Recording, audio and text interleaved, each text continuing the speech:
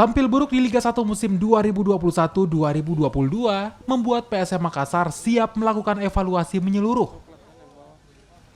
Perubahan dan perombakan tim pun diwacanakan agar bisa tampil lebih baik di musim depan.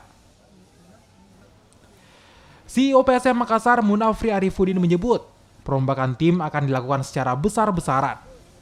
Bahkan ada sekitar 80% komposisi tim yang akan berubah agar PSM bisa kembali ke jalur juara. Perubahan pun tak hanya soal pemain lokal, tapi juga soal pemain asing dalam tim.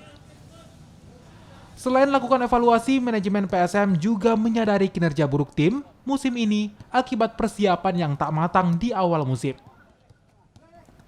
Sejumlah persoalan jadi pemicu persiapan tim awal musim ini tak sebaik sebelumnya.